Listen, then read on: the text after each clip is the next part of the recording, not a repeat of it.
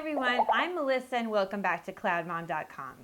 From what the experts are telling us, reading to your young baby from day one is crucial because it will stimulate your baby's speech and language development.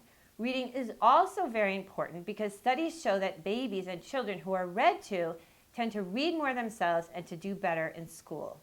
But the question is, how do you read to a squirmy baby or toddler? With 5 kids under my belt, here are some tips and tricks that I've learned when it comes to reading to babies.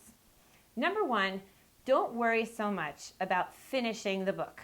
This is not a college class, people. The important thing is that you're having an enjoyable, bonding experience with your child, that you're articulating words and language, and you're enjoying images in books with them. So if you find that your child eats the book, throws the book, wants to just wander off, don't even let it bother you. Just continue to read, and you will find that eventually your child will circle back to you, and at that point you can point out something in the book.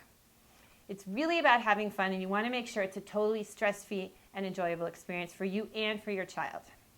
Okay, number 2, find books that are tactile, easy to hold, and have common objects and people that are familiar to your child from his or her everyday life. This is one of the reasons I love this Hello magazine from Highlights. I actually grew up with Highlights. My Godfather gave it to me as a gift, and I felt so special when it would come in the mail with all these wonderful things to read and to do. Well, I was so happy to learn that there's now a version of Highlights for babies, and this is a really ideal thing because it gives you these common objects that your child will recognize. For example, here's a rattle, a cup, a bowl.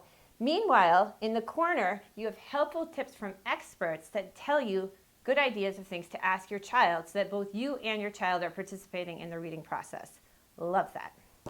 Okay, what else when it comes to reading? Well, I would try to be very flexible about where and when you read. Bathroom floor when your child's on the potty? Fine. Dinner table? Fine. I actually have a video about reading to kids during meals, and this is one of the things that has really worked for me and actually gotten my kids to settle down and eat and to enjoy the book at the same time.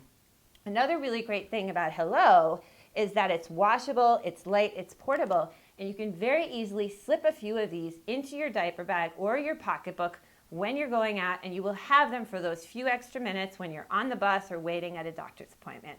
Very, very handy. Okay. At the same time, try to make sure that reading really becomes part of your daily routine so that's something that you get in the habit of doing every day. So maybe it's 20 minutes before your child goes to sleep. That's a time when your child can sit on your lap, you can enjoy a book together. It's something that you will come to rely on, and it's something that your child will come to rely on as well and to love. Even with my 7-year-old and my 8 and 9-year-old now, when I'm trying to put them to bed, they've got that thing where they say, "Mommy, one more book." They just really love it, and I actually love it too. For me, it's a really relaxing thing to do with my kids, and it's one of the things I've loved the most about being a mom. Okay, finally, try to give your child some ownership over what he or she reads. You know, with Hello, you could put out several copies and say, which one do you want to choose? And then let your child choose one and say, okay, great, so you chose this book, and now Mommy's going to choose this book. So that way, your child has a sense of ownership and independence, and you also have a feeling that you can control a little bit what you're reading to your child and teaching your child. So anyway, those are just some tips from me when it comes to reading to babies. I would love to hear from you other moms and dads what has worked for you when it comes to reading to your babies and to your kids. So please weigh in on CloudMom.com, and thank you so, so much for watching.